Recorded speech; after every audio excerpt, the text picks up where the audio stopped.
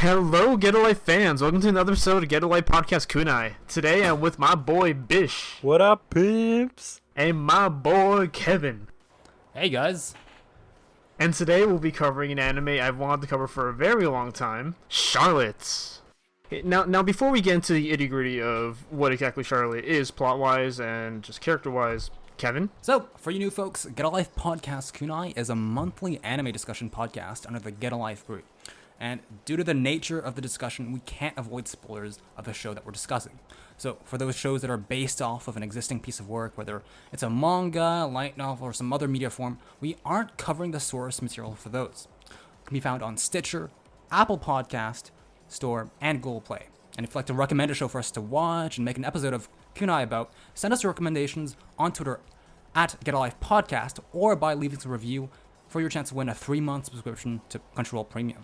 And if you want to watch this anime and keep up to date with what we watch for Kunai, you can support us by signing up for a 14-day free trial of Crunchyroll Premium for everything anime by using the link crunchyroll.com/kunai. You can also support us by checking out lootcrate.com/kunai, and you can get 10% off by applying kunai as a discount code at checkout.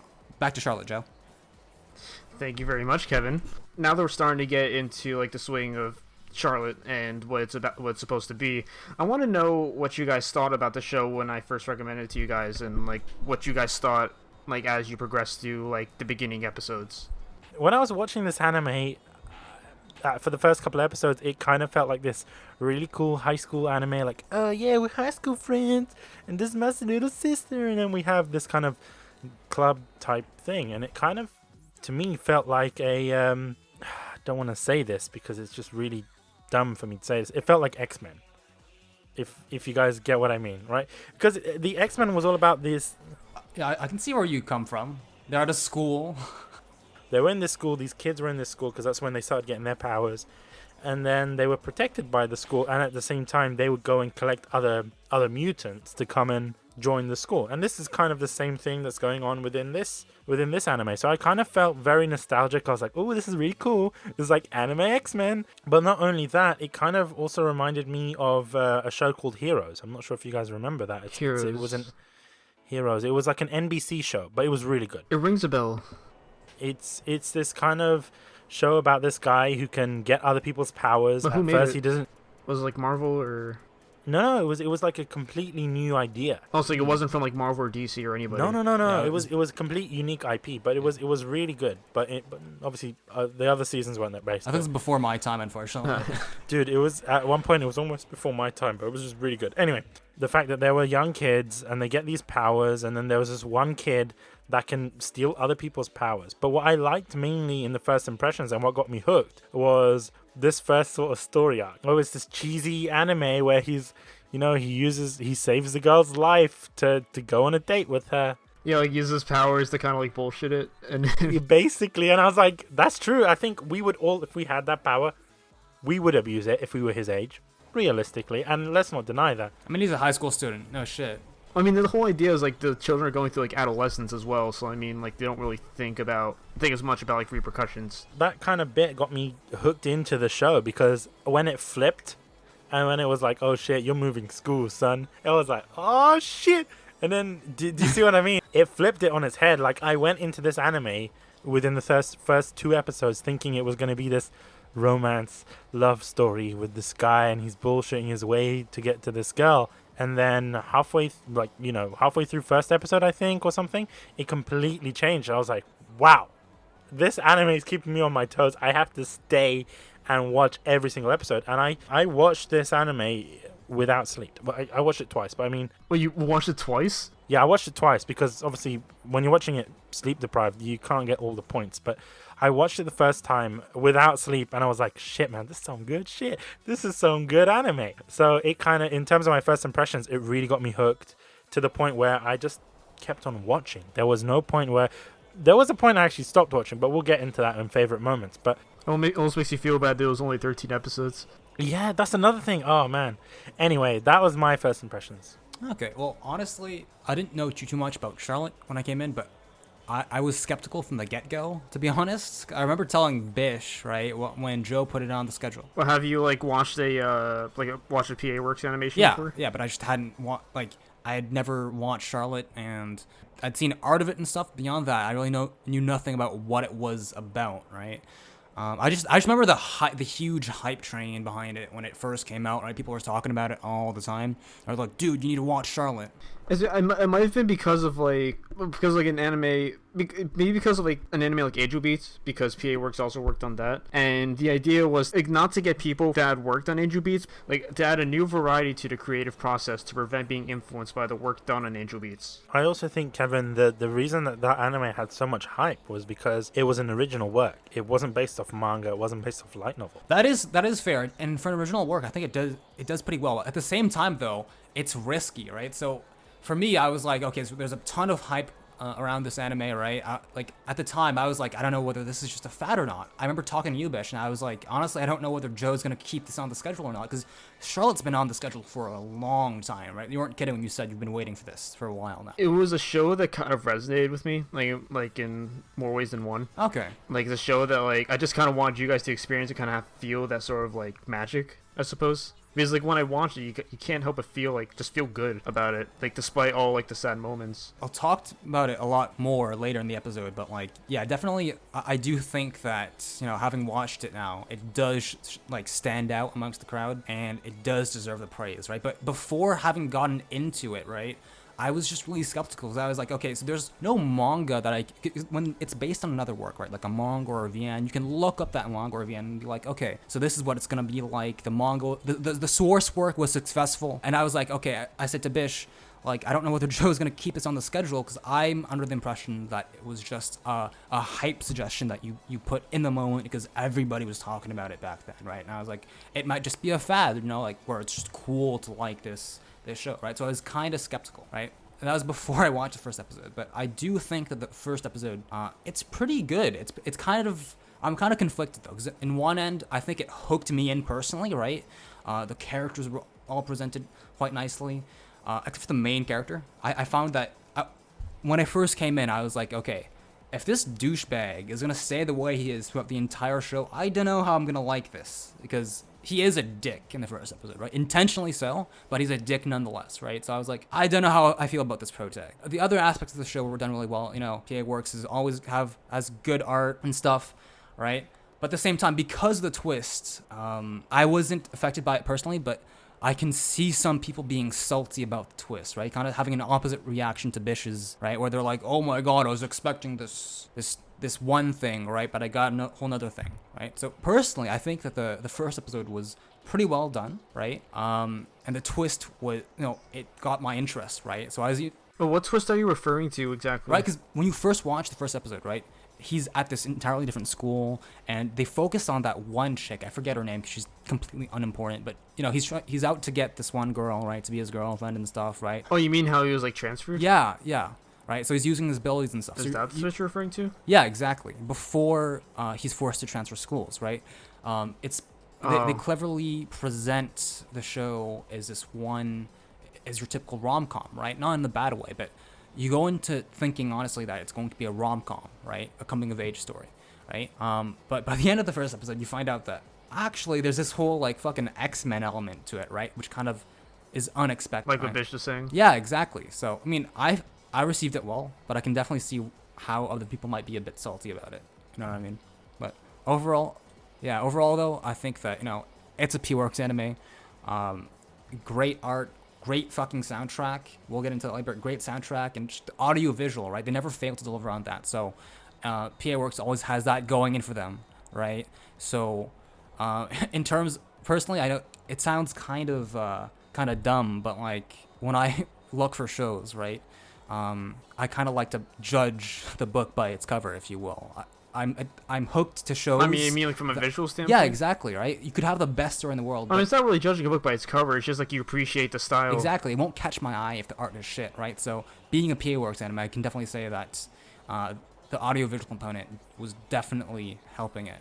I get it. I get you mean. Other than that, though, Joe, like, how about you? You're the one who suggested it, right? I want to find out how you got into this show. Okay, so I was following this like back when it was like being hyped. I wouldn't say it was around the time I was like just getting anime. It's like quite a bit afterwards. Like I heard it was around the time Charlotte was being hyped up. Like I watched Angel Beats. I really liked it. Did you watch it like simulcast, or did you watch it after it was done? I watched a simulcast. Oh, okay. Yes, I ended up. I may have been behind a couple times, but I did like binge it. Like I did like catch up, and like eventually. Mm-hmm. But anyway, like I've seen like their previous works. I've seen Angel Beats, which is still like now one of my favorite shows, one of the most emotional shows I've ever seen. Then when I watched Charlotte, it kind of felt like I was right at home. So you kind of feel like it's like this is something. Did you discover it on your own, or is it a recommendation? I mean, I heard a couple of friends mentioning it, and like I looked more into it, and so I was just following it. I was waiting for the show to actually air. So like, what interested you in particular? Like, what made you want to get into this show? It was mainly just because I've seen their previous, like an example of their previous work,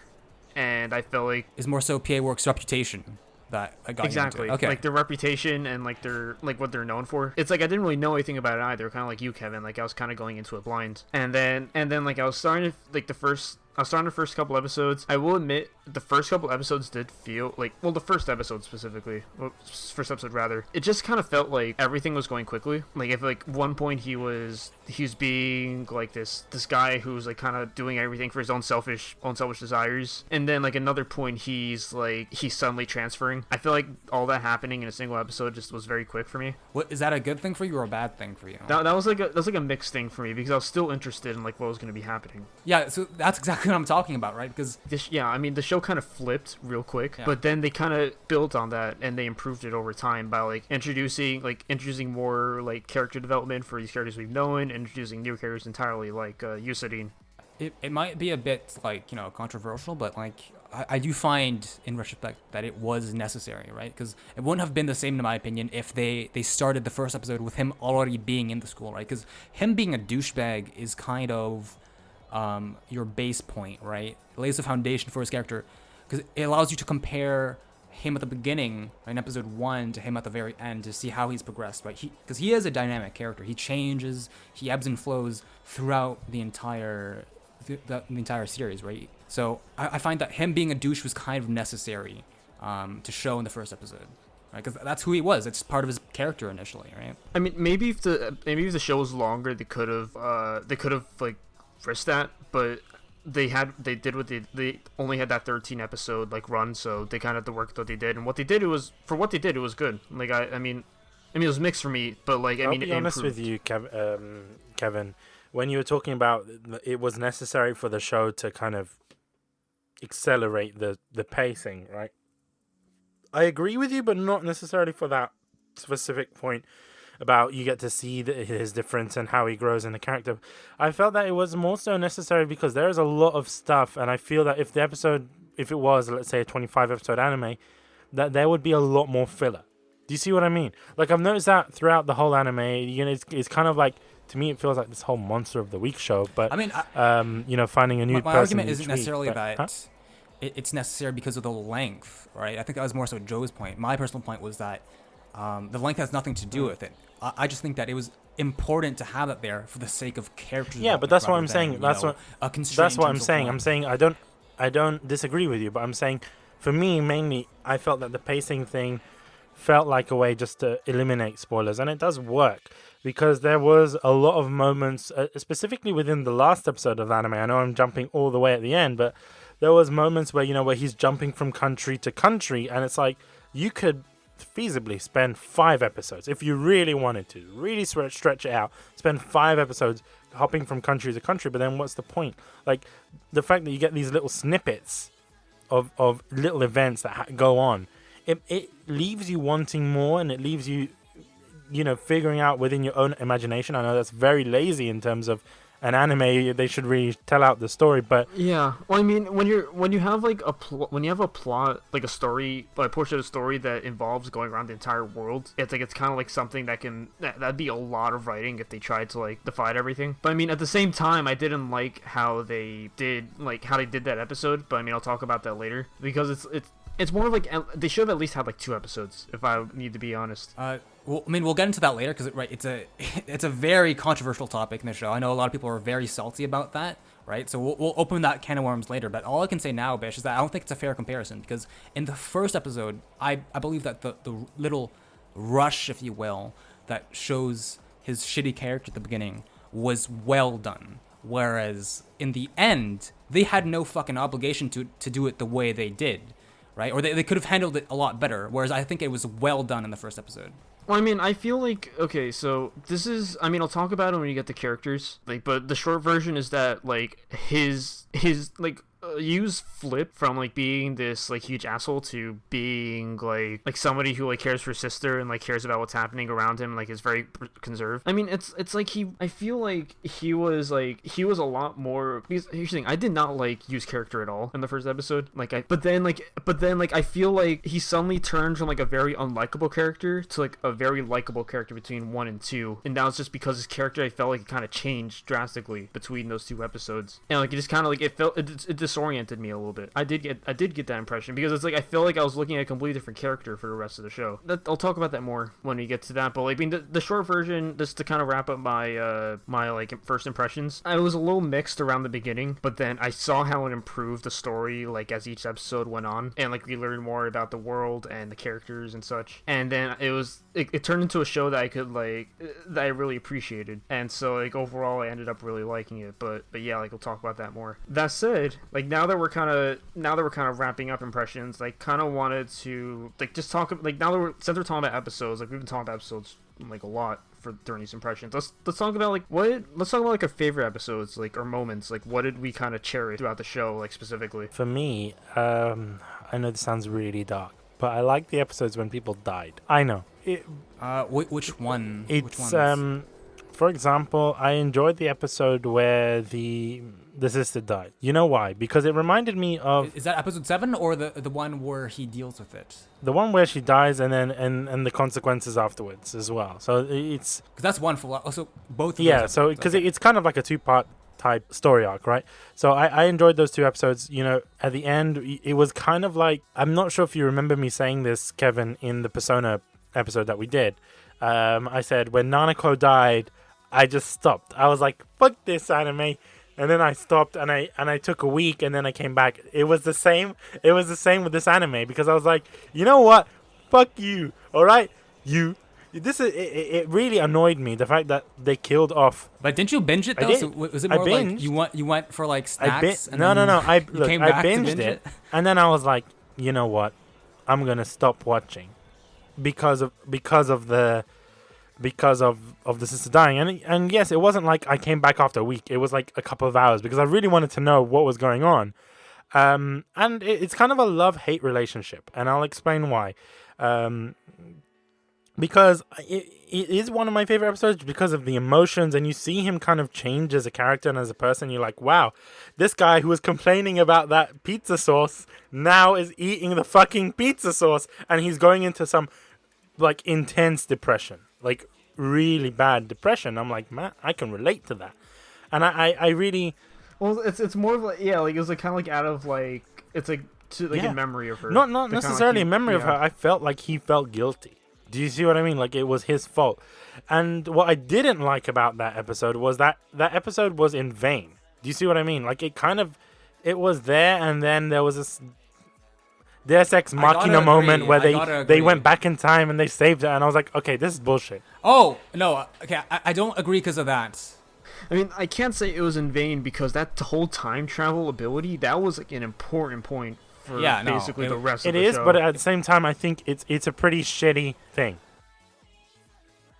When you think about it, in, like, in one way, sure, you could think of it as a Deus Ex Machina, but, like, you have to think about, like, it's like, because of that situation, the whole time travel thing was brought up. So let's admit that it is a Deus Ex Machina bish, but I want to ask you the question: why do you think it is in vain? Because that's where look, you and I disagree. I feel that he could have pushed forward more as a character if his sister had died.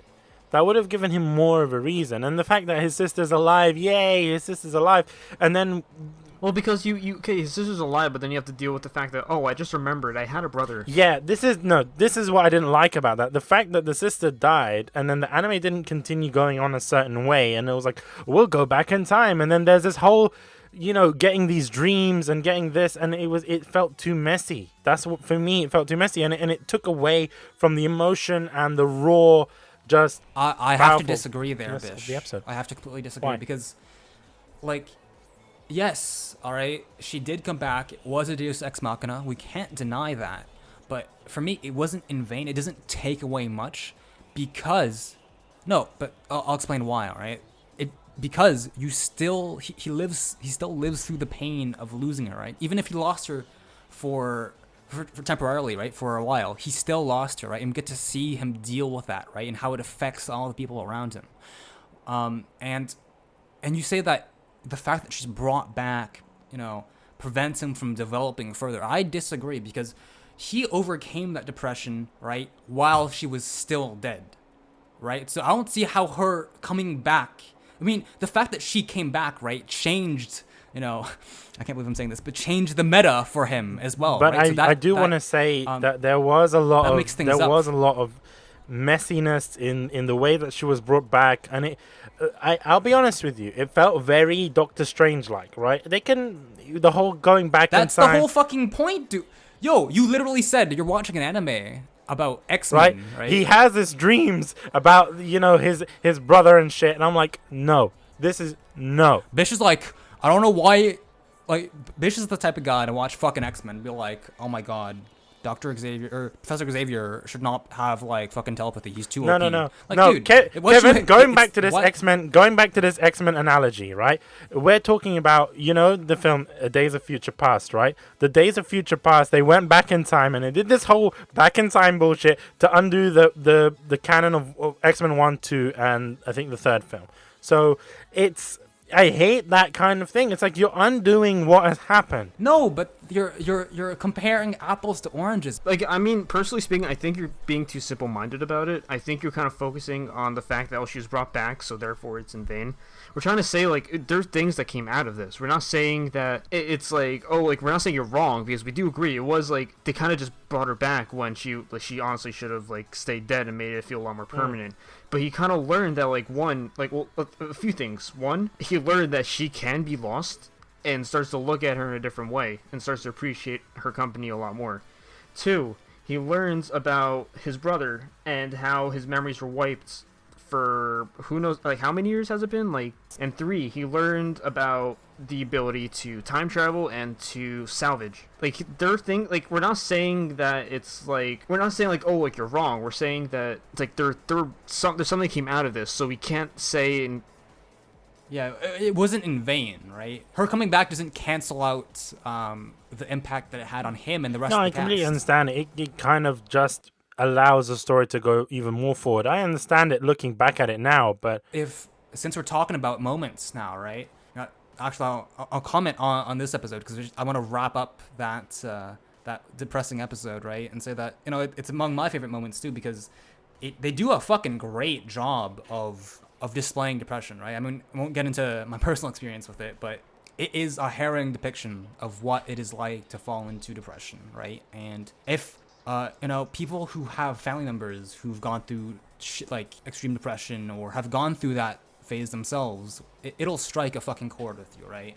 And I know that I'm usually kind of critical of shows that try to balance this humor with tragedy, right? But in this case, I'll make an exception. I think that Charlotte does it well because it's not like they threw this whole depressing episode, right, in between jokes like you would see in other shows, right? Like in Chunibyo, in my opinion, right? It's well done. They gave this depressing moment, this depressing episode rather, where he was grieving. It's in a whole 24 minutes, right? They didn't try to throw jokes in there, right, to ruin the mood, right? So they, in my opinion, there's a point where he tried to smoke pot, like freaking. No, he straight up shoot. No, he wasn't just smoking pot, Joe. He was straight up trying to shoot like fucking.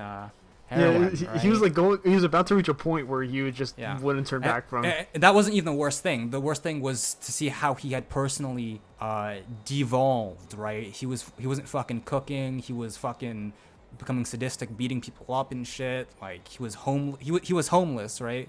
Right? Yeah. The way he treated that girl that he liked in the beginning. Right? Just to see this sharp change and in his personality, right? Because it's not the you that you're used to seeing, right? So for me, those moments hit really hard for me because you kind of like know the context of it all, and like just seeing your character act this way towards the character. I have a feeling that honestly, I wouldn't be surprised if they consulted, a psychologist or a psychiatrist, or interviewed people, right, who've gone through depression for that episode, because it's very authentic in my opinion, right? Honestly, I feel like if he was still like at his home, they probably would went through with that. But he kind of just bolted. He's like, I don't want to be here anymore. But getting back to Bish's point about her death being in vain, if you're going to be pissed about that, in my opinion, right? I'm not saying that you don't have the right to be pissed about that episode, or her coming back, Bish. But what I'm saying is that if you're pissed about that, I don't understand how you're not even more fucking pissed at the Deus Ex Machina. Is that, oh, hey, they have a brother now.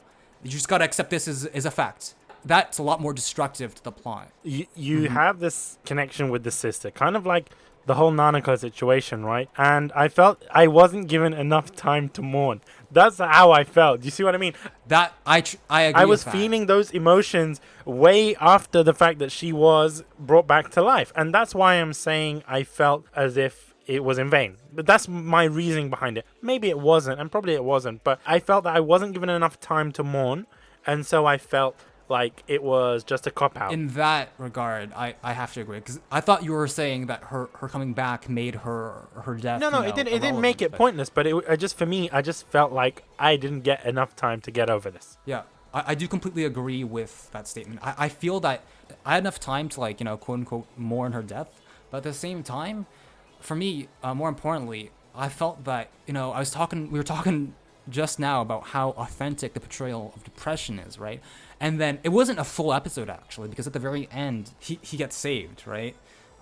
So he's brought back. I feel that it's not just the amount of time that he was grieving that was too short. It was also the abrupt change, right? It wasn't this. It comes down to pacing, because he's fucking about to shoot fucking heroin, right? And then boom, within the next episode, he's basically back to himself before that episode, right? It's too sudden of a change for me, and it ruins that authenticity, right? Because they had this realistic portrayal of depression going on, and then boom, he suddenly recovers within like a day. That's not how it fucking works, right?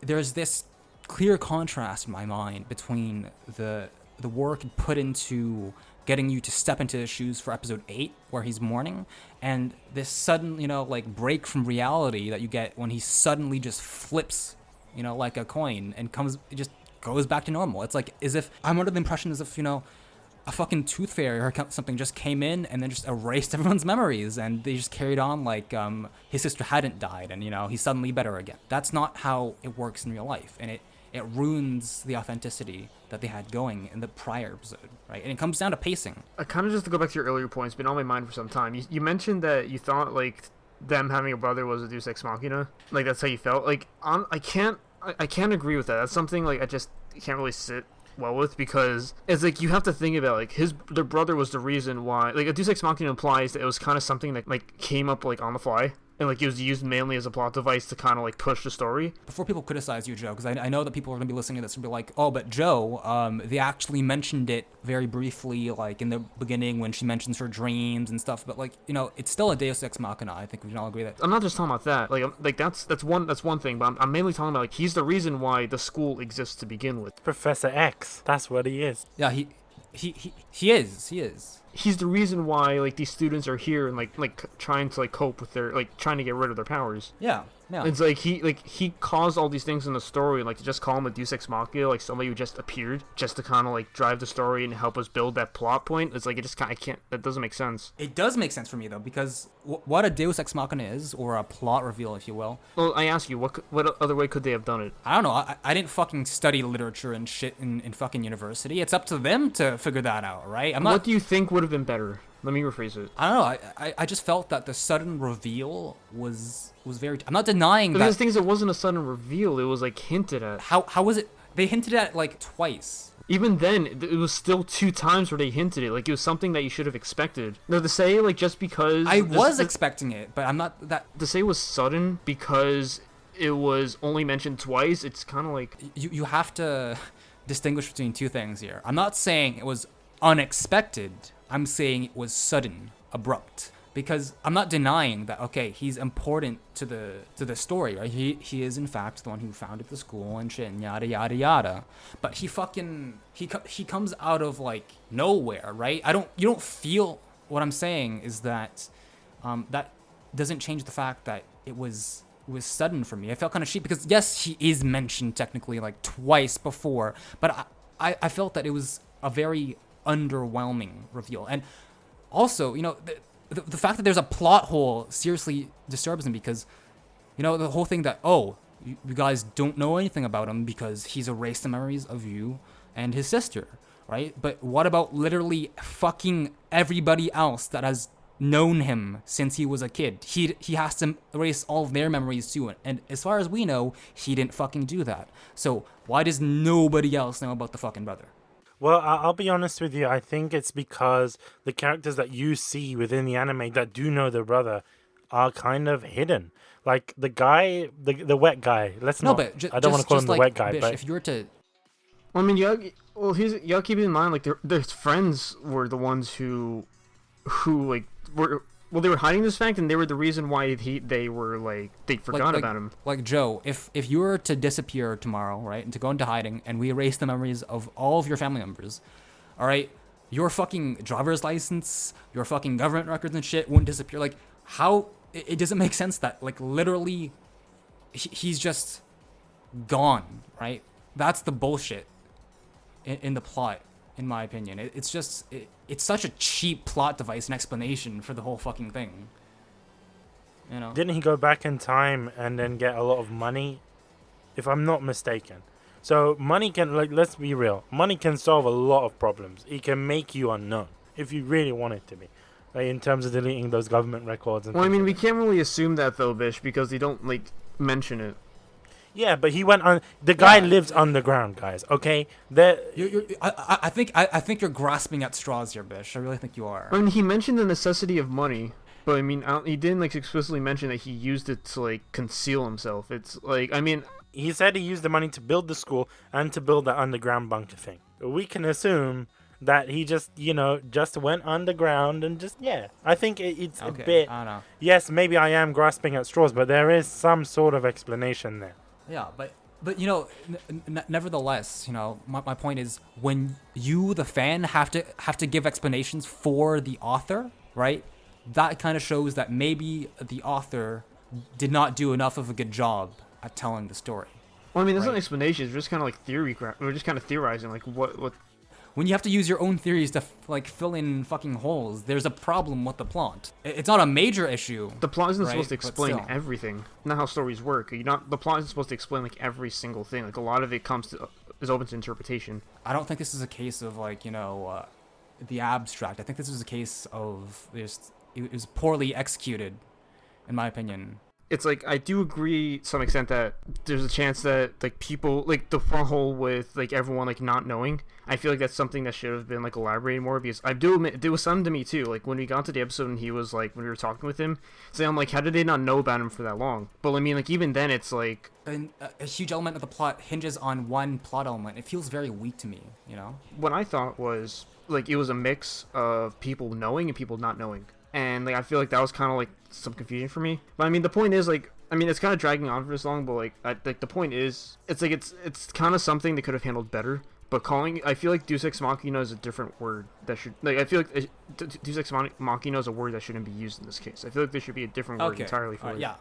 So yeah, granted they don't get it's not a formal Deus Ex Machina in the sense that they're suddenly saved, but exactly. I feel that just a huge hugely important part of the plot just being revealed on a whim, and then explaining that huge important part of the plot with one plot device, I erased your memory plot device, is, I don't know, it was kind of weak to me. I'm not saying it ruined the show for me, but I was oh, come on, you could have done it a bit better. I was kind of disappointed at that point. But you guys have given me some things to think about. Admittingly, I didn't really expect the point that you brought up to us. It's still, episode 8 is still a favorite moment for me, and I'm not saying that the brother is a bad character. It just it was a low point in terms of the storytelling, in my opinion. Right, yeah, and I get what you mean. Just kind of it's you just want it to be better. but in a way you still kind of like got something out of it. Yeah, and I get what you mean. Like it was like I did have those moments throughout the story, and like even the moments I loved the most in the story, like I feel like I kind of wanted more of, but even then it was still like a good ride for me. Oh yeah, definitely. But I mean, kind of like now that like while we're still talking about favorite moments in story, like I just kind of want to bring up what I really liked about the show myself. I really liked the moments with Yuu and Tomori, because it's like I really liked their. I mean, I like them, but like not because of like their like romantic relationship or like whatever was like foreshadowed. I liked it because it's like we're learning more about Yuu, learning more about Nao, and Nao Tomori, and kind of like learning about both sides, like learning about what their family situation's like learning about Tomori was one of the best parts for me. Episode 2 is also one of my favorites, and that's the one that gets into her backstory with her brother. Another tragic moment, right, where you see her brother like in a psychiatric ward, right? It's kind of fucked up that a lot of our favorite moments are, you know, depressing ones, but it goes to show how well it's done, you know. Yeah, from a character development standpoint, like she got a lot of time, and I really like that because I found her character to be most interesting for me out of the whole show. Well, I hope she has good development, because you know she is the main character, right? That's what you would expect. It was just even that. But here's the thing, I've seen a lot of shows where main characters even like don't have enough for me. Like oh my god, sorry. Very bad cough. I said Mikasa. Terrible cough. Yeah. But my point is, like, I really like because she was so like shy and like conserved. Like when we started at the beginning, and then as she opened up. Wait, who now? Yeah, now. Well, I mean, because she she fucking sacks him in the first episode. What the fuck are you talking about? Shy? No, did we watch the same show? I'm talking about when she was in class, and like okay. Shy's the wrong word for it. I meant serious. Yeah. Okay. Yeah. She was serious because I mean, like, Shy just kind of came out, but like I meant like an S word, you know, like whatever. It's just like she kind of like gave off a very like serious aura. Like she looked like the kind of person that didn't really want to talk about things, or either that, or like she had a lot on her mind, and like she kind of like she doesn't show that all that much. She slowly shows that because like while spending more time with like somebody like you, and then like we learn about her brother, we learn about like what she likes and like her dreams, like what she wants to do, and like she. And like at one point she kind of just had like no hope for her brother. Like she thinks he's gone forever. And like deep down you kind of know like she wants to see her brother again, like normally. And then when we bring like the vocalist of Shield to him, and like we essentially fix him, like she was very happy. Like she broke a smile, like we don't see that much from her, and like she said thank you, and like her character just like kind of grew, and I really like that. Like I feel like that dynamic between her and you just was one of the most treasured memories from the show. I just wanted to mention in regards to you were mentioning her brother and such. I kind of liked the brother as a character. He kind of grounded her character, like it kind of grounded Nao's character, and explained a lot. You know, her taste in music was from her brother, and the fact that she cares, and do you see what I mean? And she wants him to be better. I just felt really upset because of him, right? Because I can relate to that, because you know, the brother's ill, and then you know that he's not going to be able to get out of it. And even at the end of the anime, I don't think he actually recovers. Do you see what I mean? Well, he recovers. There's a scene where it shows, like, it's strongly implied that he's recovered. No, it doesn't. He's listening to the music, and he's still in the hospital bed.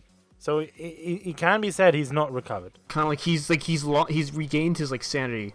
Maybe. Yeah, he's not like tearing up his pillows. If it was the case that he wasn't listening to the music, or he was listening to the music and then he took the music out of his ears, and then we would see that. But I don't think that he's recovered. It's kind of like that woman, the blind lady that came in and sang for him. He was pretty chill, and from what I know, he was listening to the same music. Yeah, like he heard it like straight from her with her own voice, and like just her singing, like just kind of like it kind of connected to like who he was like on the inside. It's like it kind of like. I think the whole point of that scene is not, you know, the question of, oh, is he fully recovered or not, is completely irrelevant. That's not the point of that scene. The point of that scene is that he's found peace. Yeah, he's found peace, and he's like kind of in like one way or another, how small it is, he's kind of like come back. But he's not completely well. Like he's still mentally scarred. I would have liked to have seen him become fully better. I know that is too like looking for the bright side. It's dangerous to project your own your own expectations for the story. Like, I don't know. I felt everyone else got a happy ending, and then he didn't Bish, come back. I would have liked to have a season 3 of Haganai. Okay, Kevin, let's not bring Haganai back in every episode that we do. Jesus Christ. The point is, like, it's unfair to project your own, expectations onto the show. I assume a lot of you guys both of you guys want to talk about was the final episode. Because there were a lot of things that, for better or worse, there were a lot of things that we really want to talk about. I'd assume just about what happened throughout that, how fast it went, or just kind of the content in itself. It's what do you think of the content? What do you think of the pacing? I'll be real with you guys. When I watched it for the first time, I almost forgot about the 13th episode. I thought that it was a 12 episode anime, and then I went to check, and I was like. On Control, lowering up episode 13. And I was like, wait, what? I thought Charlotte was a 12 episode anime, but so I was like, okay, I guess there's an epilogue. So I already wasn't expecting episode 13, right? In my opinion, that just speaks volumes about the pacing of this show, right? For me, it didn't feel like it needed episode 13. In fact, I think that episode 13 fucked everything up, right? But refresh my memory, guys. Does he leave to go on the world fucking expedition on episode 13 or at the end of episode 12? I believe it's at the end of episode 12. If they fucking left that shit open, I would have been fucking happy, right? Because they're hinting at his relationship with Nao and stuff. All the plot lines with, the side characters are closed. The little sister, not Yu's little sister, but Misa and her little sister get closure with each other, right? And all the loose ends are tied and stuff. Not necessarily well, but all of them are tied, right? So you feel that, okay, everything that needed to be said there is a closure. Everything that needed to be said by the authors or by the studio has been said. And then fucking episode 13 comes out of the left field, right? And shoves all of this fucking content, right? He literally, guys, let's take a moment to think about this. He literally goes around the entire fucking world and finds every single person with a fucking ability. Do you think, and this is a question for you, I think you could have padded out that content into a second season. Do you agree with that? I was actually about to say that. I was like, this is... It sounds to me like they were desperately trying to add the pilot episode of a second fucking season or something at the very end of the show. I don't know why. And clearly, I'm joking, of course, because they planned for Charlotte to end in one season, right? So I have no idea what the fuck they were thinking when they were like, how about we have him literally go around the entire world in 24 fucking minutes and expect this to not fuck up our plot? I don't know what the fuck they were thinking, because... it's another fucked up moment, I know, but I kind of like seeing him kind of change into somebody completely different. Trying to grasp onto himself. It was fucking infuriating for me, because episode 12, my state of mind in episode 12 was okay. I'm not talking about the pacing. I'm not talking about the story of the episode itself. I'm just talking about his character. Yeah, I'm talking about his character as well, right? And in episode 12, my mindset was, oh, that was a good show. I liked Charlotte. I'm done watching Charlotte.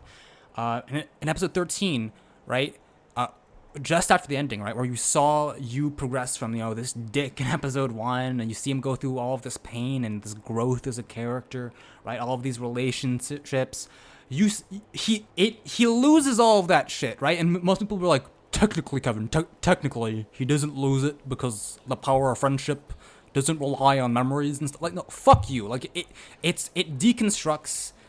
Bish, you were talking earlier about how the death little sister might have, fucking undone some of the tragedy of her death and stuff, right? For me, episode 13 was the same thing, but it was the antithesis to the entire fucking show, right? Because at the end of the day, he loses, think about it.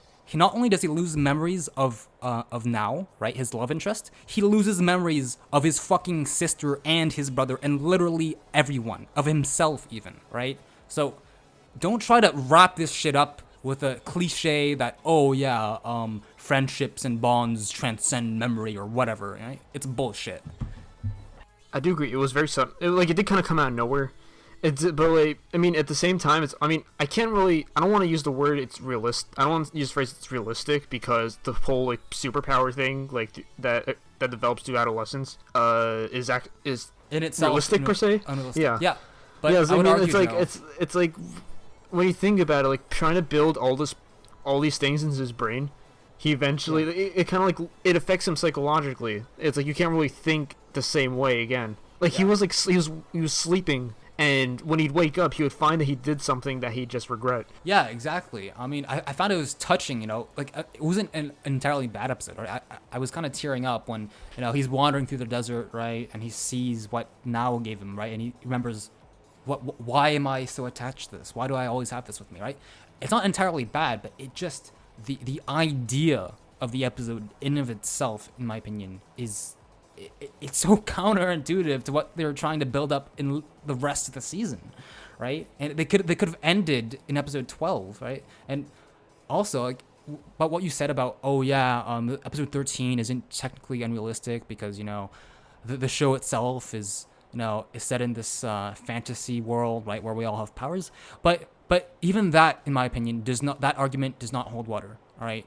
Why? Because that's what I said. Like, I can't really say that because it's like, again, like we don't really know like the psychological, like how the powers affect you psychologically. Even then, just the fact that that he is able to fucking track every single person in the world with an ability and does all that shit, you know, within like what, a year was it, or 2 years or something, is just it. Again, it's just so fucking unrealistic and astoundingly dumb to me that it contrasts with the other authentic, you know, tragic moments, like when he loses his sister, right? So again, this is coming up again, where there's this contrast between the serious, you know, relatable moments, right, in the anime where you're really anchored in the moment, right, and you feel for the characters, and other moments where you're like, this is so fucking stupid, right? You're completely detached from the show's world and everything that we're trying to build. I didn't think it was like stupid per se. I mean, I do know what you're saying though. It's like it kind of like when they from 12 to 13, it kind of felt like the show took a completely different turn and kind of did things very differently and kind of destroyed like the foundations of a lot of things that they built up. Like, it's like I like that's what I'm saying. I'm saying like I agree with you to like to some extent. It's like there are points where it's like you know, like it's like his character, like I wouldn't say it's really stupid. I wouldn't say it's like the whole episode just kind of like didn't make sense. But like I do think they could have done it a lot better. And like you said, like the idea of like having that fleshed out in like a second season, I would have liked that. Like ending at episode 12, I felt like it would have had like the open to interpretation. I admit that it could have been a second season, right? Because of how much shit they try to shove in. Would I have liked that to be the subject of second season? No. Okay, in a movie maybe, but in a second season, like, see just him traveling around the world alone for fucking 12 more episodes while ignoring the original cast? I'll be honest with you, in the way that they usually would do a second season in terms of that story arc, they might refer back to her. So we don't know specifically how they would have done a second season if they would have included this content. But even then, in my opinion, it was just... seeing him, like, you know, lose himself as he travels on the world, it undoes so much of what they were trying to build, right? I would be less angry if they had done it well. If, you know, if they mentioned, you know, the idea of friendships and bonds transcending memory or whatever earlier into the episode and stuff, then yeah, okay. I would have been okay with that. And sure, you can argue that, you know, they did try to do that with a brother and they're like, oh, I'm still your brother and you still love me even though you don't have any memory of me. But even that was, again, it was out of nowhere. That was also not well done in my opinion. Right? So that's the problem. It's just these sudden plot reveals, right? Or these... To kind of build on, like, what you're saying and, like, the idea of, like, a season 2. Because, like, obviously a season 2 of just that wouldn't really work. So what I think they could have done, they could have taken that plot, fleshed it out, but they would have added like a sub story to it. Like, for example, like it's like he has to, like, he's struggling trying to like travel through the world because of maybe certain issues he comes upon along the way, and like maybe like just international laws, like just kind of traveling laws, or he could have like had like a threat to deal with. Like somebody who like hunts down people with powers because like he has his own twisted mentality. But honestly, if that was the case for me, like it would have the second season focused on that, right? Its characters, the themes, in my opinion, would have been too different. It would be unrecognizable as a series. So in my opinion, I wouldn't even want a second season. And if I were the director, what I would have done, or the producer rather, I would have ended it at episode 12. It was it was like the perfect way to end the show, right? There was no reason to add that episode. Within that final episode, I'm not sure if you remember this, when he gets the healing powers from Peru, and he's like, oh, I can heal my eye and just prevent everything from happening. I thought that's what they were going to do. And to be honest, that would have, personally for me, that would have been a better thing for them to have done than do this whole around the world trip. No, that'd have been more of the same, where it's like. Well, I mean, then it would have made the whole like I'm traveling around the world like thing and like playing everything prior redundant. No, that would have made the entire series redundant because you'd have to travel to before like they were being experimented on, right? So even that's even worse. And again, that's so sudden, right? That like I don't like the idea of them trying to fix all of this shit in one episode with one plot device. No, of course, I understand that there wasn't enough episodes to kind of fully flesh out the ending. But as Joe said, Joe made a good point, that could have been a movie. And then they could have just ended on episode 12. That would have made a lot of sense. Like, yeah, honestly, I wouldn't even have liked to see him travel around the fucking world. I think that the way that they left it open-ended at the end of episode 12 was great, because that's how most shows end, right? They leave a bit to your imagination, right? So, you know, you can fill in the ending with your own story, right? You have your own theories. It gets fans to discuss the show, whereas now it's like the only reason people are discussing the ending is because people are bitching about it, and rightfully so, in my opinion. I mean, it's less of a bitching, more of like just like a desire for it to have been a little different. Well, not like a little different, for it to have been like just like they should have done it well, like done it a lot better than what they presented to us. Like there were different ways to approach it, but I think like the fact of the matter is like episode 3 like was either like not needed or just like it was just poorly done. Do you mean 3 or 13? 13. Okay. Yeah, in my opinion, it would have been better if they hadn't done it. It was like, again, it's not entirely bad. There were some emotional moments in that episode, but it harmed the show a lot more than it did good, in my opinion. And just think about it this way, to get an idea of why I dislike episode 13 so much and why so many other fans like it so much. What would have changed if like you could literally replace the entirety of episode 13 if, I don't know, God descended from the fucking heavens and was like, you now have the ability to erase everyone's abilities with a snap of your finger, but in exchange you lose your memories. If that had happened, nothing would have changed. The outcome of that happening and the outcome of episode 13 are exactly the same, right? Because in the meantime, like Nao and the other characters don't develop. You just follow you during the entirety of episode 13, right? So for me, it's not an episode. Episode 13 isn't a Deus Ex Machina, but it might as well be, because it's out of the blue and it's fucking poorly done and it's rushed. The fact that it was, you know, out of the left field, right? They pulled it out of fucking nowhere and they rushed it. You know, I mean, it wasn't pulled out of nowhere because we were expecting him to kind of like go around the world. It's just, it wasn't like... Yeah, but in one episode? Like, in one episode? No, but that's not pulling it out of nowhere. That's just a matter of like, can we actually do this in an episode? And as we saw, like, they didn't do it well. But they did pull the memory loss bullshit out of their asses, though, right? Because they just said... Because you only figure out that he's losing his memory during episode 13. We can't say... Okay, we can't say it's out of their asses, so to speak. It's more of like... And my bad. It's not the episode itself is out of their asses, because they do mention episode 12, but I mean like them.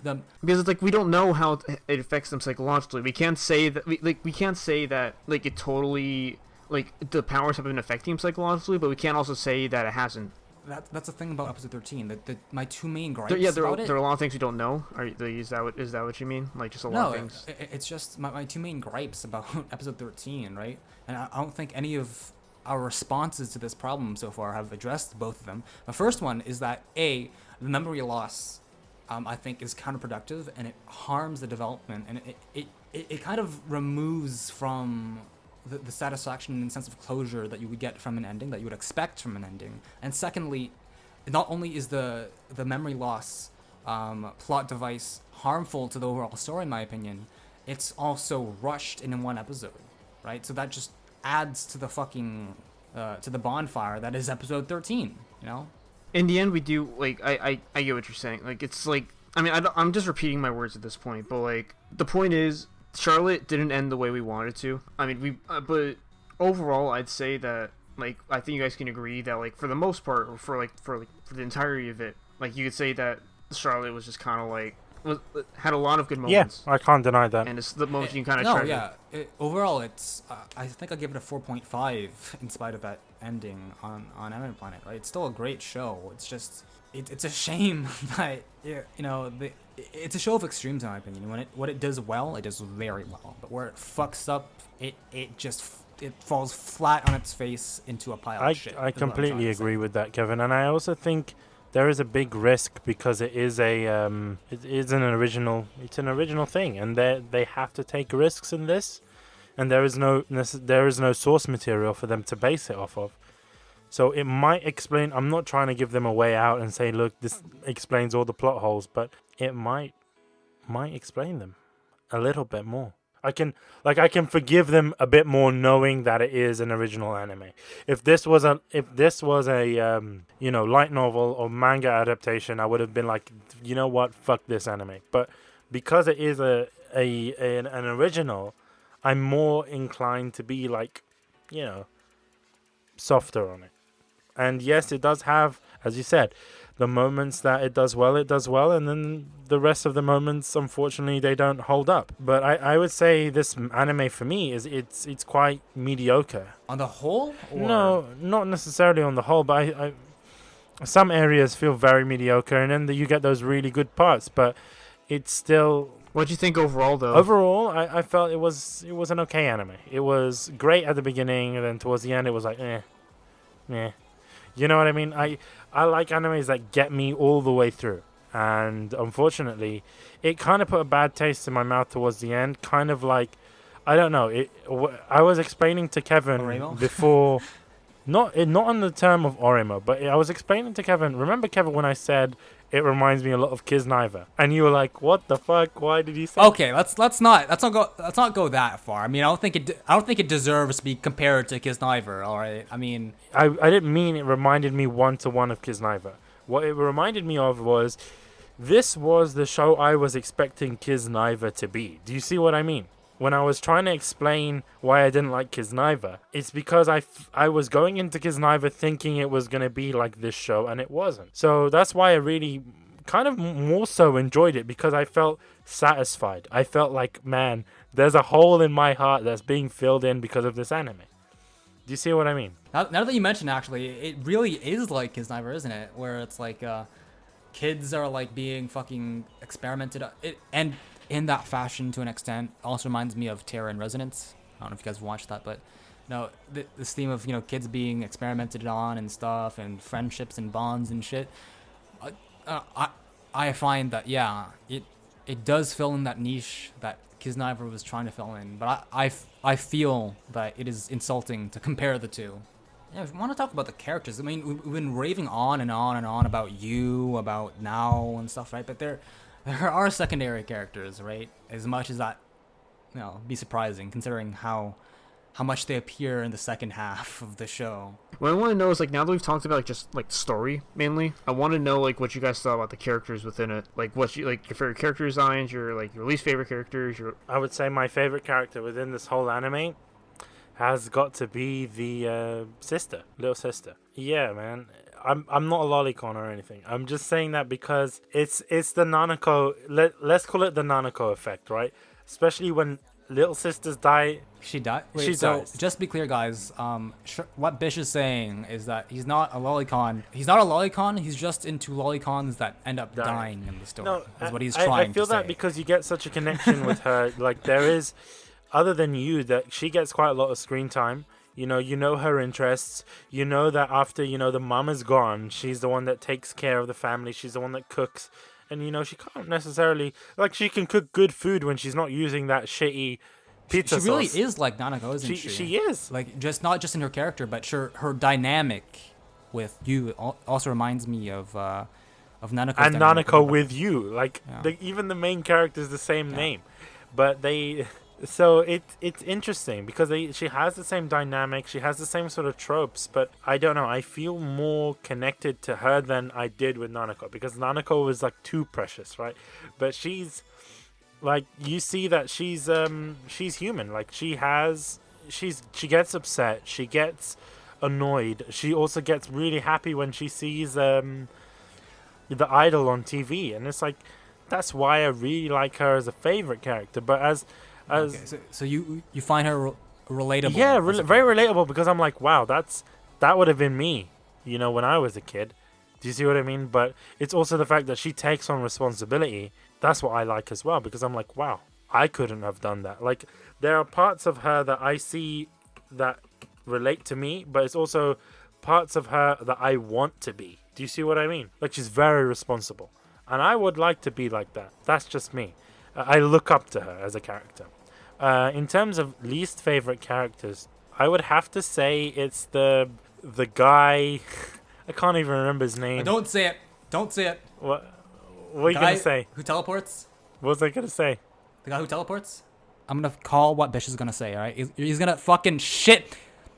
He's going to shit on Takajul, because he's going to be like, he's that one character from... What is that anime again that we fucking... The Shu. He's like Shu. You're gonna compare him to Shu, and you'll be like, "Oh yeah, he's actually just a fucking trope." I wasn't gonna compare him to Shu, but don't talk shit about my boy Takajuro. Okay, man. Don't talk shit. He's gonna talk about how bad he hates him, and he's gonna connect him to Shu. I'm not gonna connect him to Shu, but I will talk about how much I dislike him as a character. I don't hate him. Oh and my I'll god! explain. Tread carefully. He kind of reminds me of the main, like, Cian Pyle from Excel? He reminds me a lot of Cian Pyle from Excel mixed in with Sky High. Like, that's what he kind of reminds me of. And it's But those characters are they're cool characters. They're so good, but though. in the sense that he's the side character. Like, I understand. Look, he's the side character. That's fair enough. But I wanted to see more of him.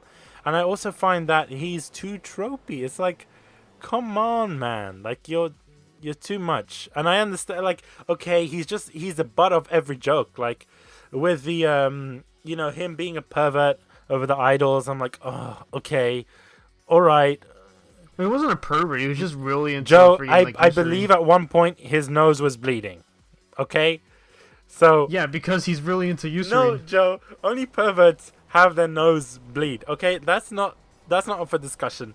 No, dude, did you not see... Ayumi was bleeding out because she saw Yusuri in Joe, the he's flesh. also the president of a club that talk about idols. And let's not talk about that.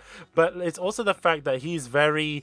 Like, he always gets hurt. He's kind of... like Chie in Persona, how she was the butt of every joke. It's the same sort of thing. It's like, come on. You fucking loved Chie, though. What the fuck? Double standards? I love Chie, but I felt that Chie had done... They had done a disservice to Chie. Yeah, what the fuck?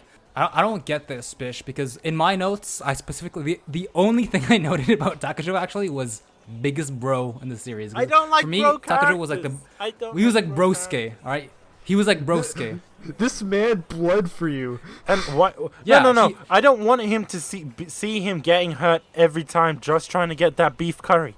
It doesn't make... It's like, okay, we get it. You like fucking beef curry. Fuck off. Okay, we can all admit that he's tropey. He's right? too and tropey. I'm also disappointed that, but the thing is, I really liked him in the initial phases of the anime, right? When it was still like in this, slice of life. I did enjoy him there. Like Scooby-Doo like format, where it's like a different mystery at every episode, right? Yeah, I just felt that if you're gonna shit on him, I would agree if you shit on him in the latter half of the show, because in the second half, him and Yusarin and Misa are just fucking shelved, right? It concentrates on like Nao, on Ayumi, and on Yu, right? And the side characters are shelved for whatever reason, right? I mean, in a lot of ways that couldn't be helped, but I do kind of see what you mean. I think they should have accompanied him on his adventures or something, right? Because I mean, Nao is also part of the club, right? Why should the others be pushed aside? So yes, it may be, yeah, but it may be hypocritical of me, right? But I don't. In this case, I like what little I saw of the character, and I don't necessarily blame the character himself for being weak. I blame it on the fucking shitty ass, pacing and structure of this show. So what did you guys think in terms of favorite, least favorite? I already defended Takajul, right? But in all seriousness, I feel that it's another case where they develop the main characters so well, and they develop the side characters so shittily that you don't really have a choice but to choose the main character or one of the main characters as your favorite character, because they're the only ones that have any respectable amount of character development, right? I mean, before I got onto my favorite character, all I gotta say is I gotta give a shout out to Misa, right? Because I feel that she had a really interesting dynamic with her sister and stuff, and with the rest of the cast, right? Even though I feel that her presence kind of fucked over her sister Yusarin, right? Because whenever she was there, her sister couldn't be there, right? And her sister was kind of pointless, let's be real, for the entire show, because she doesn't even fucking remember. She isn't conscious of the fact that her sister is back until the very fucking end, anyways, right? And she doesn't really do much because it's mainly Misa that looks. Yeah, out but she's for her, being possessed, right? So it makes sense. Yeah, that's the fucking problem. But that's not. I don't think that's the problem. I think that's quite smart, to be honest, because you get two characters in one. Yes, one character is not as developed as the other one, but you don't expect it. She gets shafted so hard, though, right? Like she remembers like literally nothing. Which I find weird because when Misa isn't possessing Yusarin, she still sees what others are doing because she can pop out at any time, right? But the inverse is not true. So she gets kind of shafted in terms of character development because if you're fucking suffering from amnesia like half of the fucking show, you can't develop as a character, right? Like it's not. No, she doesn't hear voices, but it's just she doesn't remember what happens when she's being possessed by her sister. Yeah, right? well, I mean, I've seen a lot of stories do that. I mean, I don't want to compare it, but it's just kind of it's not. I mean, the whole the whole don't remember anything kind of makes sense because your brain is being replaced at that moment. It's not not remembering anything. It's more your consciousness is cut off. Yeah, but at that very same time, Kevin did raise a good point. You could be how come the sister you can raise a point that maybe she's just taking a back seat. Like in some other shows and movies, that's how it works. That's how possession works, right? Like in Black Mirror, in the Black Museum episode, that's how it worked, right? So I mean, the argument is a moot point because you can argue for both sides using the exact same logic. But I right? also think within this anime, it's the case that in itself was poorly written because the sister is aware of what's going on because she can, as Kevin said, she snaps at any time. But then again, Bish, you can use Joe's argument and be like, well, the sister isn't having her mind replaced, right? The physical body belongs to Yusarin or blah, blah. It can get into stupid semantics and stuff. You can argue in circles all day if you want.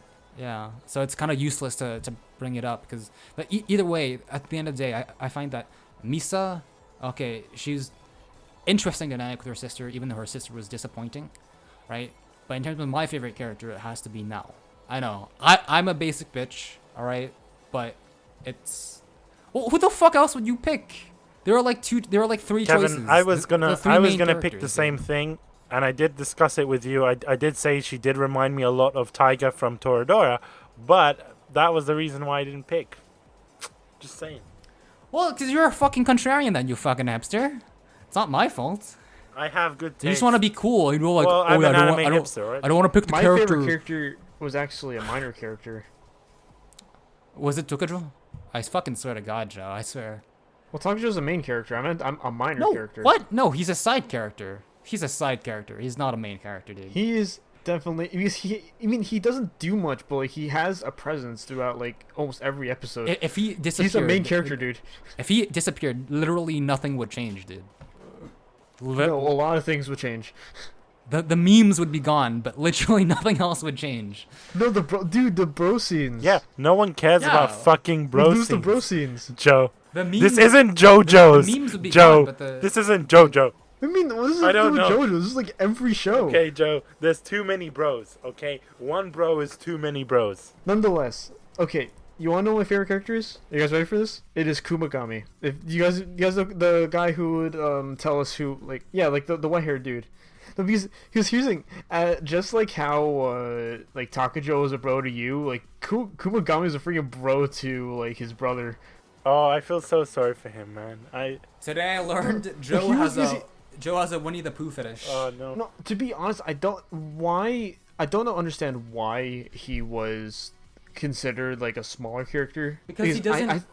he doesn't appear enough. Sure, he doesn't have as much of a role, but Kumagami didn't have as much of a role as like characters like you or like Nomori, like stuff like that. Well, Tomori rather. But like I liked his interactions with Shunsuke and how he kind of helped him with like building this academy and basically sticking with him despite him not remembering the time jumps that Shunsuke did. Like, he was kind of like, he was sticking with him to the very end. They were kind of like partners in a lot of way. Well, yeah, I mean, yeah, pretty much, but like I just kind of like that dynamic he had with I can Shunsuke. smell Bish's anger right now. I just really liked him. He did a lot of things for the characters, and he was just like he was involved even if he wasn't like directly involved with like the main story's plot, and just like it made his death at the end a lot worse for me. Honestly, I didn't really give a shit because I mean he was developed as a character so late that I was like, okay, let's see. During the first half of the anime, he was this random faceless NPC, like literally faceless NPC, or not NPC, Jesus Christ, side character, right? That you know nothing about. The fact that like he lived helping somebody so and he cliche, died helping though. somebody. It was so cliche. Like, Excuse me? Did you not see his death coming? Did you expect Tomori to die? I expected him to kind of be like just out of commission, but I did not expect him to kind of like take a spear to the body to help Tomori. Oh man, for me it was like, I was like, when the building started collapsing, all right, and he was in the same room as Tomori, I was like, sorry dude, you gonna die today. No, like, okay, so after I saw him like getting like tortured like that, I didn't expect him to kind of like, I didn't expect him to be the same after that. Like, I thought it was just gonna like, there was gonna be a point where like after we saved him he would just be a different person. Well, I mean, not a different person, but like just kind of like completely different with like how he looks and like how he acts. So a different person. But, like, I can get a lot deeper into it, but I mean, I'm not getting. This is not a philosophy podcast. Okay, all right, I get what you mean. Like, I just didn't expect him to just go out like that. Like, just like. It's funny because for me, I don't know. It was really, I don't know. I was like, okay, he dies. Let's see what happens.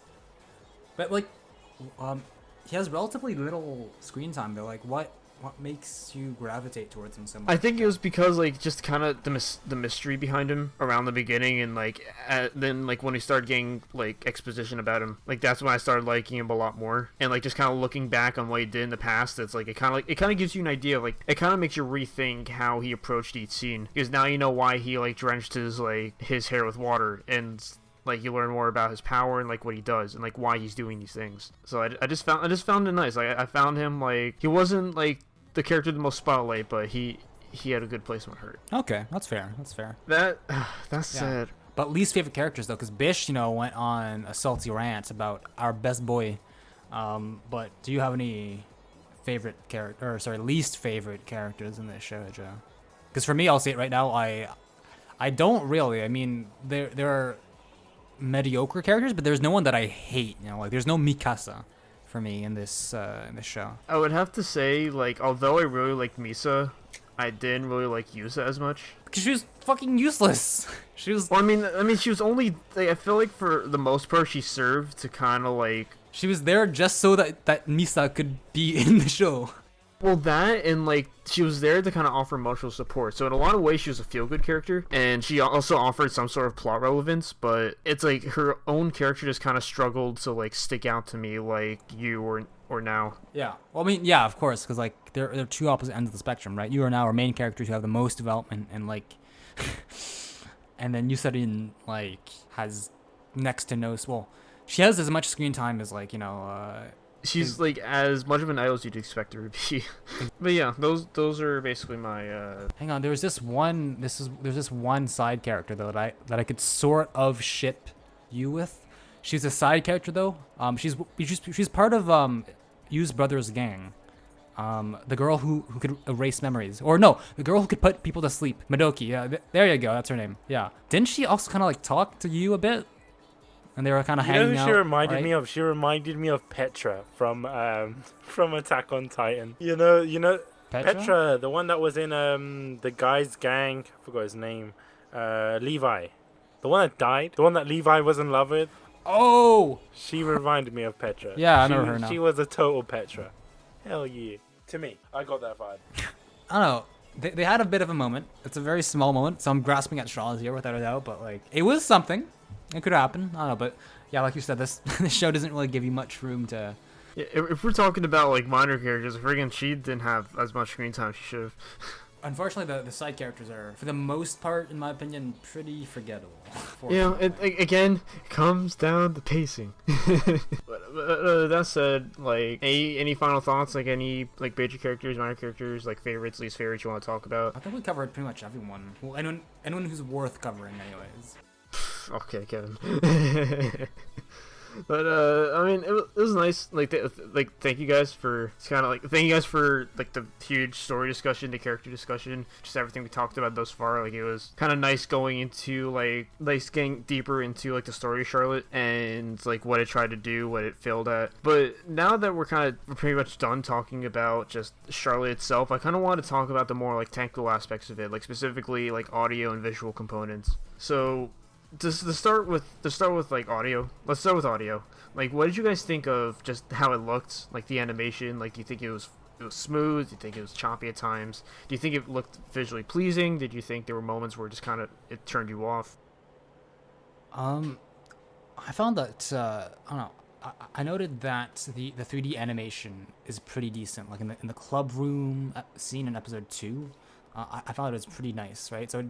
It integrates 3D with 2D pretty well. I wouldn't say it's, like, astoundingly good, but it was really well done. Like, the color palette was a bit light, but overall, very sharp lines. Coloring was done really well, in my opinion. And, the eyes in particular. I always find that AP Works, they do the eyes very well, right? And that stands here as well. Art is pretty freaking good, in my opinion. Right? It's one of the high points of this show, honestly. It's okay. Admittedly, at some points, it does feel a bit light, right? Considering some of the themes they're trying to tackle, right? So there is a bit of a conflict, especially in episode 8, right? Where they still have that very almost lighthearted art style for Yu's character, right? Since obviously it's not going to change. It kind of caused some conflicting moments, like in episode 8, but on the whole, I found it was really well done, right? So no complaints there. It's good to hear. What about you, Bish? To be honest, it didn't really stand out much to me. It seemed very typical PA Works, sort of anime. They've done the Persona. Is that a bad thing, though? Because, PA Works does have really good art. It wasn't like... I don't want to compare it to, like, Free, but Free had some great visuals, right? It wasn't, like, Kiyoani-type stuff. So it was okay, but it seemed to me like run-of-the-mill type stuff. Like, I wasn't too shocked by it or amazed by it, but I do agree with Kevin with the eyes were really well done, especially, changing the colors, and the animation was quite smooth throughout there, I can admit that. In terms of the 3D animation, I didn't quite notice that there was any 3D animation, so that could say it, that's a good thing. If you notice it, it's either really good or like it's standing out and really the bad. ironic thing is, right, because I do work within that sort of 3D animation and things like that. I do know quite a lot about it, and for me not to notice that says lots about it, and it's nice. It blends in. That's what I like to see in anime, a 3D animation that doesn't look like 3D animation, like it's not noticeable, which is good. Right, like the animation. Well, for me personally, like, another reason why I was so interested in Charlotte was because the animation. Because the animation, like, again, like, it gave me Angel Beats vibes. Because, like, Angel Beats was the first, like, PA Works show I saw. And, like, I was the only one I saw until I saw Charlotte. So, like, just kind of, like, looking at that and comparing the two, like, I really like the style they went with for Charlotte. Like, I really like that kind of, like, style the traditional style they stick with. And, like, it just kind of stick because, like, it's very simple, but it also, like, it has a lot of colors. The lighting is extraordinary, and like the way they animate it, like, it's just so smooth, like, especially in like the opening and the ending. Visually they look stunning. Yes. I want to go back to the whole Kisniva thing as well, because it, once again, the opening did give me Kisna vibes, especially when you're jumping between all these different characters, and they're all happy and shit, and it's like the music as well. It did give me a lot of Kisna vibes, and I did enjoy the way it was done. More so, I enjoyed the opening more so than the ending. Personally, the ending... Well, because the ending is more like just like shots. Like, the opening is actually like... Yeah, the ending is more like shots, and it kind of gave me the I don't know. It was very plain. It was very boring. It didn't give me hype for the next episode. Yeah. The ending really did not stand out for me. Well, let's be honest, guys. Like the best part about the opening was seeing the Charlotte, like the Charlotte title just coming in with the stars. And I think even the music, like the. I disagree. Do you guys not like the? I fucking looked up the piano arrangement by the Ishtar on YouTube. I don't know if you guys know him, but he does piano arrangements of lots of anime shows, right? And after I watched it, the first episode or the second episode, I was like, okay, I gotta listen to this on piano, and it stood out to me. It's really beautiful. I just can't describe it. It's not like, hype-inducing, but it's just well done, right? It's serene. Right. Like it's actually good you mentioned that. I mean, guess now we're kind of talking about the opening and ending. Like, it's a good idea to kind of just talk about how they sound, like as far as audio is concerned.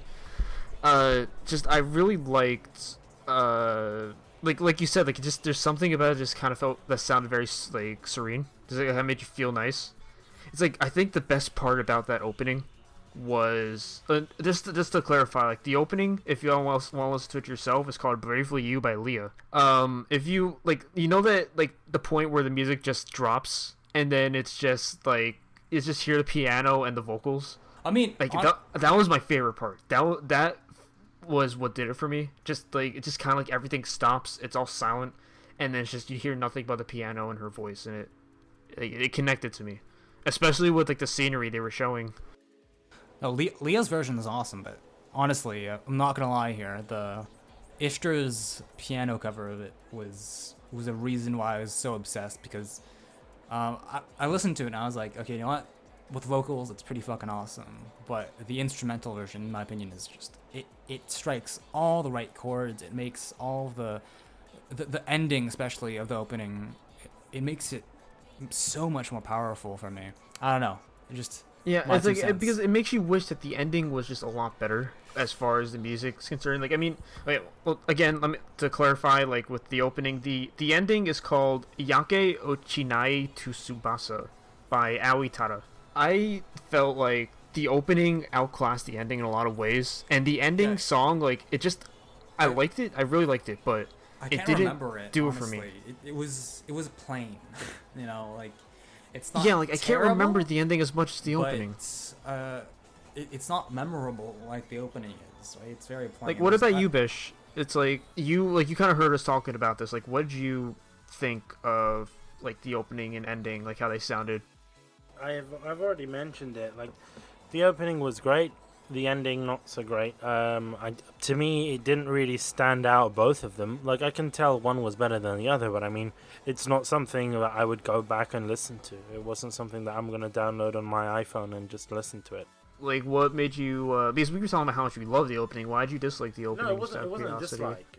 I didn't say I disliked it. I mean, it just didn't. Right. I meant like, what did you like? I can't. What made you think lower? I can't explain it. It wasn't something that like jumped out at me. It just seemed very like just normal. Yeah, is that what you meant? All I got from it was it reminded me a lot of Kisniva, but then that was it. I didn't really get much like, happiness from it or much excitement. Okay, yeah, I get you. So I mean, then what did you guys think of? In that case, now that we're talking about the opening and ending, and we kind of talked about how they sound, like what you guys think of it. What about like just the songs in general? Because like you guys were commenting on how you like maybe like liked or like disliked the endings and openings, and like, so I mean, what do you guys think of like the soundtrack as a whole? Like while the show was going on, it's like, what do you guys think of just like the soundtrack during episodes, like the voice acting? Yeah, the OST, and like while we're at it, like talk maybe like what about the voice acting and like just sound design in general? Like, did you feel any sort of like theme with each song? I mean, I found that if anything, I'd say that for the voice acting, it was above average, right? It was nice. Moments where it particularly stood out to me was again going back to episode 8 where he's grieving. His moments where he's just losing it, or he's slipping and he's grieving, right? The emotional moments is what really makes the voice actor shine, in my opinion. And during the normal episodes, right? I mean, was good enough that I didn't really have anything to say about it, right? So I guess he's doing his job well, right? And they handled the emotional moments well, right? So that's all I can say, really. It was above average, not exactly something that I would find particularly memorable, right? I'm not gonna cite cite this show. I'm not gonna cite this show as as a golden standard of voice acting, right? But it does its job, and kudos to Yuu's voice actor for doing an extraordinary job during the emotional moments, particularly during episode 8. As for the OST, again, it serves its purpose during the sadder scenes to get you in the mood, but I don't remember any particular songs from the OST, right? Not to say it's bad, it's just not up there for me. I agree with that, to be honest. With the voice acting and the sound design, the OST, I completely agree with Kevin on that. I don't think there's any much more that I can say. Would you disagree with that, Joe? I mean... I agree with the voice acting. I feel like the voice acting didn't it was great. I really liked it, but it wasn't something I haven't heard before. However, I really liked the soundtrack, and just kind of it just there's something about it just kind of felt very Do you remember any particular tracks that stood out to you while watching? I mean, I couldn't tell you. I don't know the names of the tracks themselves, so I haven't but looked any them up. particular scenes where you're like, damn, the music goes well with this? Oh, I mean, I guess generally with the more serious scenes, when you had the music was very light. That's something I noticed. It wasn't it was trying to be over the top. It was kind of it was very subtle, and it kind of just felt nice listening to it. Even when with the more comedic moments where you had the goofy music. The goofy music wasn't over the top you hear in a lot of shows. It's it knew how to put music in the right places. That's I'd say that's a pro with the show. It didn't it fit each song, fit each scene well, each respective scene, and just listening to them I feel it amplified the scene and just made it feel a lot more authentic. But yeah, any more thoughts on the sound, just how how it sounded, how it looked visually, etc. Not really. I mean, I think in terms of audiovisual, the high points that I will remember and that I'll be talking about, if I were to recommend this to people, I'll be telling them about particularly the opening, because the opening is fucking awesome. I would totally download that shit, by the way. Yeah, the opening, in my opinion, is a highlight, right? And honestly, not the voice acting in general, but particularly Yuu's voice actor did a pretty damn good job, in my opinion. So that's what stands out to me in this show. Alright, for reference, Yuu's voice actor is Koki Uchiyama, and his English voice actor is Ray Chase. I watched it in the Japanese dub, though. I have no idea what the English dub is. Just a little bit of info. I mean, I haven't heard English, but I really liked his Japanese voice. Now that we've talked about just the technical aspect, the design aspect, story-wise and character-wise, I think it's a good place to end it off. Right before we end it off, what were your overall opinions on the anime? Would you recommend it to a friend, and what would you say your rating is? To be honest, I would recommend it, but I think I don't want to be that guy that says, "Oh, stop at episode 12." But it's kind of like that Orimo thing for me. If you don't watch the final bits, it's just a good anime. Other than that, ignorance is bliss, right? Ignorance is bliss. That's what I have to say about it. I would recommend it, but I think watch it maybe once or twice. For me, I mean, overall, I really liked it, and I would recommend it to people who like similar shows, right? Again, I'm going back to Terror in Resonance. I think it's a lot more well done than Terror in Resonance, mind you, but also Kisniver, right? If you like Kisniver, then I, in my opinion, you'll really like. See, Kevin, Charlotte, right? At the beginning, you were like, no, it has nothing to do with Kisniver, and now you're referring Kisniver. I'm not denying. I never denied that it wasn't similar to Kisniver. I just said what I said, and I quote, was that it was insulting to compare the two. I don't know. For the 5 people who enjoyed Kisniver, if you're one of the 5 people, you're basically saying Tyson, you would enjoy this. Sorry. If Tyson, Joe, and the 3 other people who loved Kisniver, then you'll love this show even more, is what I'm trying to say. That's all. I really like the show. I would definitely recommend it for sure. It's like, talking about it kind of gave me an opportunity to look at it a little more critically. So I would say, like, I wouldn't just recommend this, like, no, like, nothing holding me back. It's like, I would say, like you brought to light issues that I didn't really think about, and like now I've thought about it more. I would say that, like, I definitely recommend this, but I mean, like, the flaws are kind of unavoidable to, like, or like very hard not to notice.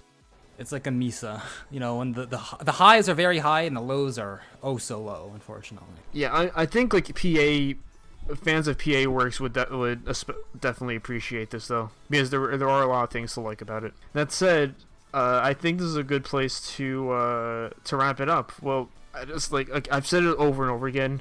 Like, thank you guys for this discussion. I've wanted to cover this for a while, and I'm glad that we kind of went through with that, and we're now we're like wrapping it up.